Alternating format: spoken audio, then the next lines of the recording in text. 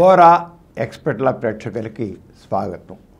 హక్కులు చట్టాలు అనే విషయం పైన మనం ఈ కార్యక్రమం అనేక విషయాలు తెలుసుకుంటున్నాం.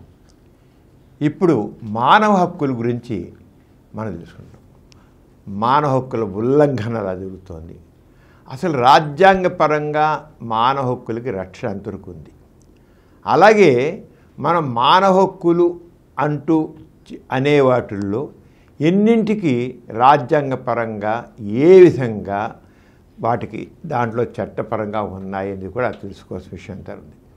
ఈ రోజున మనం కొన్ని విషయాలు తెలుసుకున్నాం. నేరస్తుల నిర్బంధం. సాధారణంగా నేరం చేసిన వాళ్ళని అరెస్ట్ చేయడం, వాళ్ళని విచారించడం, కేసులు పెట్టడం ఇవన్నీ ఉంటాయి మామూలు, అది అందరికీ తెలిసింది. అలా కాకుండా నేరం చేయవచ్చు అనే దాంతో కూడా అనే అనుమానంతో నిర్బంధించడం అనేది కూడా ఉంటుంది. అంచేత ఈ విషయం మీద దీంట్లో మానవ హక్కుల ఉల్లంఘన ఎంతో జరుగుతుంది. ఎంత భయంకరంగా ఈ మానవ హక్కుల ఉల్లంఘన జరుగుతుందో తెలుసుకుందాం మనం. ఇప్పుడు మనం చూసినట్లయితే మన రాజ్యాంగంలో 1921 అధికరణల ద్వారా రాజ్యాంగం మనకి ప్రసాదించిన దాంట్లో స్వేచ్ఛ అనేది చాలా ప్రధానమైనది. స్వేచ్ఛ, ఫ్రీడమ్ ఆఫ్ ఎక్స్ప్రెషన్, కానీ అసలు ఫ్రీడమ్, ఆ ఫ్రీడమ్ అనేది అసలు ఇవ్వబడింది మనకి రాజ్యాంగ రీత్యా ఫండమెంటల్ రైట్స్లో ఇవ్వబడింది. అధికరణం 1921. అయితే ఈ నేరస్తులు కానివ్వండి, లేదా చట్టాలు ఉల్లంఘించిన వాళ్ళు కానివ్వండి, అరెస్ట్ చేయడం మామూలే, తప్పదు, అది చేయాల్సింది వాళ్ళని, ఎందుకంటే వాళ్ళు నేరం చేశారు కనుక. అలాగే ఇంకా నేర పరిశోధనలో భాగంగా అనుమానితుల్ని పోలీసులు విచారించడం కూడా మామూలే, ప్రశ్న తప్పనిసరి.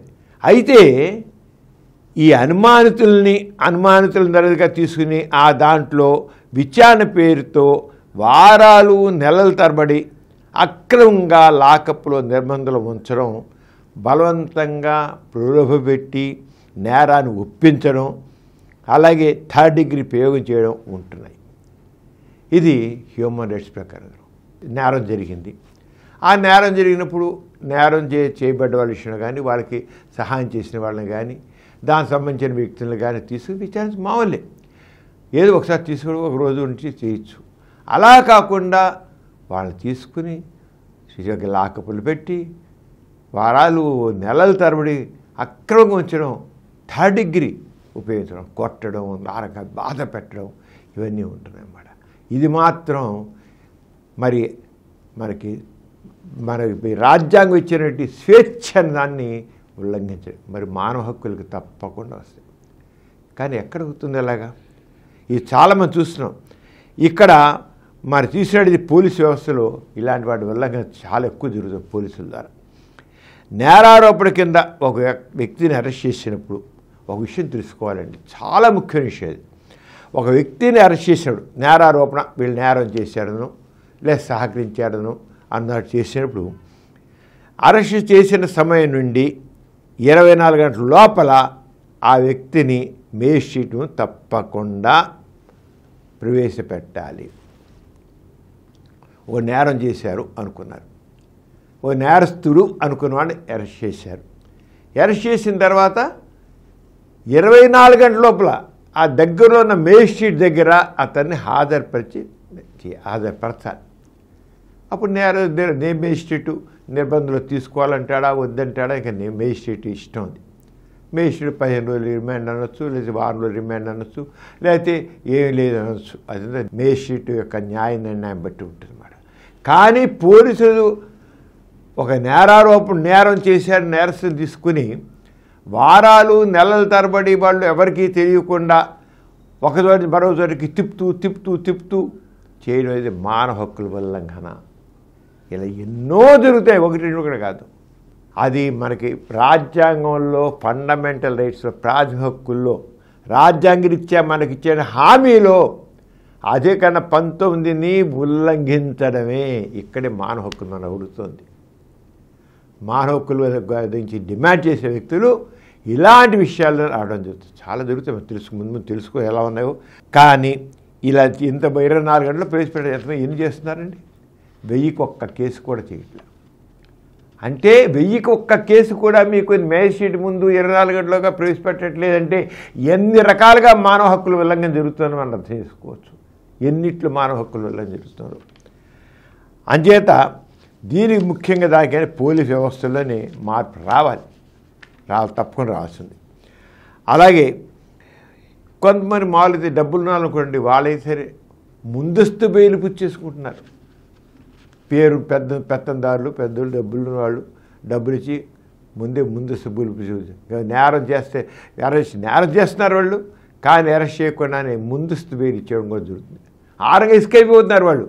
కానీ అమాయకులు ఎవరైతే నీతి కోసం న్యాయం కోసం నిలబడుతున్నారో వాళ్ళని మాత్రం అన్యాయంగా రోజుల తరబడి ఎటువంటి లేకుండా విచారణ లేకుండా వాళ్ళు దాంట్లో లాకప్లో ఉంచుతున్నారు అన్నమాట. అంచేత ఇది ఒక రకంగా జరుగుతుంది. మనం చూస్తాం రెగ్యులర్గా ప్రతి చోట్ల ఎన్నో కేసుల్లో తీసుకుని బేస్మెంట్ ప్రవేశపెట్టకపోవడం, పోలీసుల అధీనాలు ఉంచుకోవడం, వాళ్ళు ఒక పోలీస్ స్టేషన్ నుంచి 10 పోలీసులు తిప్పడం, పోలీస్ స్టేషన్లు కాకుండా వేరు ప్రదేశాలు ఉంచడం, ఇది రెగ్యులర్ చూస్తాం. ఇవన్నీ మానవ హక్కుల ఉల్లంఘన వస్తున్నాయి. ప్రశ్నించితే ఆ ప్రశ్నించే వాళ్ళు కూడా తీసుకుని పడేస్తారు. అంటే ఒక పక్క రాజ్యాంగరీత్యా ఇచ్చినటువంటి స్వేచ్ఛ అనే దాన్ని ఈ పోలీస్ వ్యవస్థే ఉల్లంఘిస్తుంది. దానికి అలాగే ప్రభుత్వం కూడా డైరెక్ట్లీ ఇండైరెక్ట్లీ ప్రభుత్వం కూడా మరి ప్రభుత్వం మరి ఈ న్యాయం నిలబెట్టాల్సిన అవసరం ఉంది. అంచేత ఇది మానవ హక్కుల ఉల్లంఘన తీసుకున్నాం. అలాగే ఇంకొక విచిత్రం అనేది ఒకటి ఉందండి. ప్రివెంటివ్ డిటెన్షన్ అనే ఒక యాక్ట్ వచ్చారు. ప్రివెంటివ్ డిటెన్షన్ యాక్ట్ అనేది. ఈ ప్రివెంటివ్ డిటెన్షన్ యాక్ట్ అంటే నేరం చేసిన వారిని అయితే అరెస్ట్ చేయొచ్చండి. ఎవరు నేరం చేశారు లేకపోతే చట్టాన్ని ఉల్లంఘించారు అన్న వాళ్ళని అరెస్ట్ చేయడం ఓకే, వాళ్ళని అరెస్ట్ చేయడం. కానీ ఈ ప్రివెంటివ్ డిటెన్షన్ యాక్ట్ అని ఒకటి ఉంది పెట్టారు. దీంట్లో అసలు నేరం చేయని వ్యక్తులను అరెస్ట్ చేయడం ఉంటుంది, నేరం చేయని వ్యక్తులను అరెస్ట్ చేయడం ఉంటుంది. చాలా ఎక్కువ చూస్తాం మనది. ఇది ప్రభుత్వం దీన్ని చేసి ఇది చాలా కాలం జరుగుతుంది. పెదల రాజ్యాంగం అధికార ముద్ర వేసింది దీన్ని, అంటే ప్రభుత్వాలు చేసే దీనికి ఏంటంటే ప్రివెంటివ్ డిటెన్షన్ అనేది ముందు జాగ్రత్త నిర్బంధం లేక ముందస్తు నిర్బంధం అని అర్థం. అంటే వీళ్ళు నేరం చేయవచ్చు, వీళ్ళు నేరం చేయొచ్చు అని ముందు జాగ్రత్తగా నిర్బంధం ఎక్కడుందండి? చూడండి, ముందే ఊహిస్తారు కూడా వీళ్ళు నేరం చేయవచ్చని ముందు జాగ్రత్తగా వీళ్ళు చేసుకుంటారు. నేరం చేసిన వాళ్ళని చేసిన అర్థం ఉంది, లేకపోతే దానికి సపోర్ట్ చేసిన వాళ్ళని అర్థం ఉంది. వాళ్ళని కూడా 24 గంటల లోపల మేజిస్ట్రేట్ ముందు ప్రవేశపెట్టాల్సిందే. నేరస్తుని అరెస్ట్ చేసినప్పటికీ 24 గంటల్లోగా మేజిస్ట్రేట్ ముందు ప్రవేశపెట్టాలి. కానీ ప్రివెంటివ్ డిటెన్షన్ దాంట్లో ఇది చాలా ఘోరమైంది. ఈ ఘోరం 1947 నుంచి ఇంతవరకు సాగుతూనే ఉంది. ప్రివెంటివ్ డిటెన్షన్ ఏదో ఒక రూపంలో సాగుతూనే ఉంది. దీంట్లో ఏంటంటే ఇక నేరం జరగలేదు, ఆ వ్యక్తి నేరం చేయలేదు కానీ ఇలా చేసిన వ్యక్తిని నేరం చేయవచ్చు అని తీసుకుంటే వీడు ఇచ్చేదంటే వాళ్ళ నిర్బంధాలు తీసుకుంటారన్నమాట. నన్ను ఎందుకు అరెస్ట్ చేశావు నువ్వు అని క్వశ్చన్ చేయడానికి కూడా వీలు లేకుండా ప్రివెంటివ్ డిటెన్షన్ యాక్ట్ ప్రకారంగా అరెస్ట్ చేసిన వాడిని ఆ వ్యక్తి ఆ పోలీసులు కానీ ప్రభుత్వాన్ని కానీ నన్ను ఎందుకు నువ్వు అరెస్ట్ చేశావు కారణం చెప్పంటే చెప్ప దానికి అరే నన్ను ఎందుకు అరెస్ట్ చేసావు అని ప్రభుత్వం ప్రశ్నించే అధికారం వ్యక్తికి ఉండదు. అంతే, ఇష్టం ఉంటే చెప్పచ్చు లేదా చెప్పవచ్చు, అవసరంలా.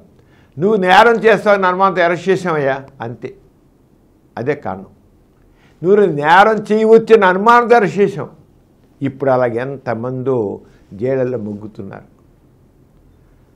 రోజులు కాదు, వారాలు కాదు, నెలలు కాదు. ఇది హ్యూమన్ రైట్స్కి వ్యతిరేకం కదా.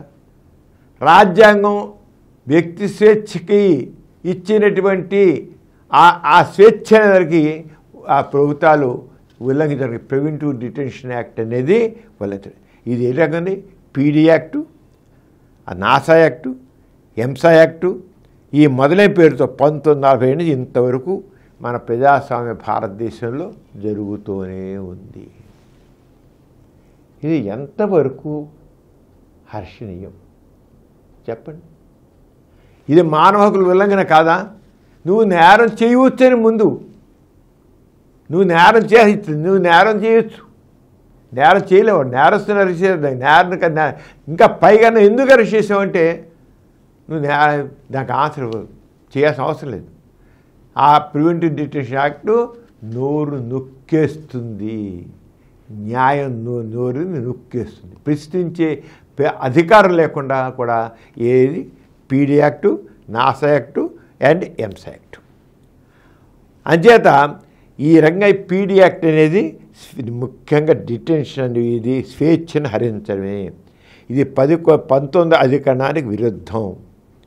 ఈ విషయం చెప్పాలంటే ఒకటి, మొట్టమొదటిలో పీడీ యాక్ట్ మీద అంటే ప్రివెంటివ్ డిటెన్షన్ యాక్ట్ మీద మొట్టమొదట అరెస్ట్ చేయబడ్డవాడు మొట్టమొదటిలో కమ్యూనిస్ట్ నాయకుడు ఏకే గోపాల్. ఆయన్ని ఈ పీడీ యాక్ట్ కింద కమ్యూనిస్ట్ నాయకుడు ఆయన్ని మద్రాసు ప్రభుత్వం దీని కింద అరెస్ట్ చేసిందండి. ఆయన ప్రశ్నించాడు, నేను ఎందుకని. ఆయన పెద్ద నాయకుడు, కమ్యూనిస్ట్ నాయకుడు.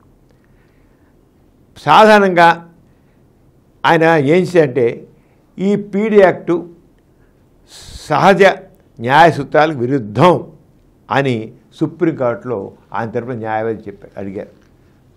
సహజ న్యాయ సూత్రాల విరుద్ధం ఇలా అరెస్ట్ చేయడం ఏదో తప్పు చేస్తామని మేము అరెస్ట్ చేసాం. కానీ అది పీడీ మరి అధికరణం స్వేచ్ఛ మన హ్యూమన్ రైట్స్లో మన దాంట్లో మన ఫండమెంటల్ రైట్స్ ప్రకారంగా స్వేచ్ఛ అనేదాన్ని హరించడమే కదా అంటే 21, 22 అధికారుల పరిధికి ఈ 19 అధికారం రాదు, తోసిపరిచారు. అంటే preventive detention act, NASA act, ఎంసా యాక్టు వచ్చింది కనుక ఆ యాక్టుల ప్రకారం దాని ప్రకారం వస్తే అక్కడ ఈ 19వ యాక్టుల అధికారంలో అంటే స్వేచ్ఛ అని దేన్ని వాడారు అది దాంట్లోకి రాదు. అంచేత నీకు మీ యాక్ట్ ప్రకారంగా నువ్వు నీ స్వేచ్ఛ తీసేయడం అయిపోయింది. ఎప్పుడైతే ఈ ప్రివెంటివ్ డిటెన్షన్ యాక్ట్ మేము అప్లై చేసామో రాజ్యాంగం ఇచ్చిన స్వేచ్ఛ అనేదానికి నీకు లేదు, ఇక హక్కు లేదు, అది అడగడానికి హక్కు లేదు. అంటే హ్యూమన్ రైట్స్ ఏ రకంగా అన్యాయంగా హరించబడ్డాయో మనకు అర్థమవుతుంది ఈ పీడీ యాక్ట్ వచ్చిన తర్వాత. అంచేత సాధారణంగా పీడీ యాక్ట్ అనేది స్మగ్లర్స్కి, సంఘ విద్రోహ శక్తులకి వాళ్ళ ఆట కట్టించాలి, మెయిన్గా ఉపయోగించాలి. కానీ ఇది తీసుకొచ్చి ప్రజాసేవకులు ఎవరైతే మానవ హక్కుల కోసం పోరాడుతున్నారో, ప్రజల హక్కుల కోసం పోరాడుతారో, ప్రజల తరపున పోరాడుతున్నారో, న్యాయం కోసం పోరాడుతున్నారో వాళ్ళకి అప్లై చేస్తున్నారు. యాక్చువల్గా ఈ ఎంసా యాక్ట్ కానీ ఇవన్నీ కూడా ఈ పీడీ యాక్ట్ని కూడా సంఘ విద్రోహ శక్తుల కోసం పెట్టారు. వాళ్ళు నేరం చేసి సంఘ విద్రోహ శక్తులు నేరం చేసిన రోడీ ఉంటాడు, పెద్దవాడు, పెద్ద రోడీ, పేరు మోసం రోడీ, వాడు తీసి చేయొచ్చు, పీడీ యాక్ట్ అరెస్ట్ చేయొచ్చు. వాడు ఎందుకంటే వాడు నేచర్ ఇది, నీ నేచర్ కదా, అందుకే మేము అరెస్ట్ చేసే పని చేయడం కదా ఉంది నైదని. కానీ తీసుకొచ్చి ఏదే సంఘ విద్రోహ శక్తులకి అప్లై చేస్తున్నారో, ఏదే స్మగ్లర్కి అప్లై చేస్తున్నారో అది తీసుకొచ్చేస్తారు. అంటే ఈ రకంగా హ్యూమన్ రైట్స్ అంచేత మానవ స్వేచ్ఛ విషయంలో ఏ రకం అంటే హ్యూమన్ రైట్స్ విషయంలో మానవ హక్కుల ఉల్లంఘన ఏ రకంగా జరుగుతుంది. దానికి మరి మనకి రాజ్యాంగరీత్యా స్వేచ్ఛ అని ఇచ్చిన దానికి ఇష్యూని ఫండమెంటల్ ఇచ్చిన స్వేచ్ఛ అనే దాన్ని హరించడం కింద తీసుకోవచ్చు. కానీ చట్టాన్ని దుర్వినియోగం చేయడం, పీడీ యాక్ట్ని దుర్వినియోగం చేయడం, ఎస్మా యాక్ట్ని దుర్వినియోగం చేయడం, ఈ దుర్వినియోగం చేసి అక్కడే మానవ హక్కుల కోసం పోరాడేవాళ్ళు దీన్ని ప్రశ్నిస్తున్నారు. ప్రశ్నిస్తే తీసుకెళ్ళి పడేస్తున్నారు. మానవ హక్కులు ఇదే, ఇది నిత్యం మనం చూస్తుంది ఇదే. మానవ హక్కుల కోసం పోరాటాలు చేసే వ్యక్తులు ఉన్నారే వాళ్ళందరినీ ఈ యాక్ట్ కింద పీడీ యాక్ట్ కింద చూసేస్తున్నారు. ప్రజల కోసం ఎవరో పోరాడుతున్నారు వాళ్ళతో ముందు చేస్తున్నారు. స్మగ్లర్స్కి, సంఘ విద్యుత్ శక్తులకి పెట్టాల్సిన దాన్ని ఒక రౌడీలకి హంతకులకి అప్లై చేయాలని తీసుకొచ్చి ప్రజల కోసం పోరాడేవాళ్ళు పెడుతున్నారు. అంచేత ఇలాంటివన్నీ మనం చేసి వీటిని మార్చాల్సిన అవసరం ఉంది. వీటి కోసం మానవ హక్కుల పోరాటాలు ఇలాంటి వాటి కోసమే. ఇంకా కొన్ని విషయాల్ని నెక్స్ట్ ఎపిసోడ్లో మనం చర్చించుకుందాం. అంత సెలవు మరి. నమస్తే.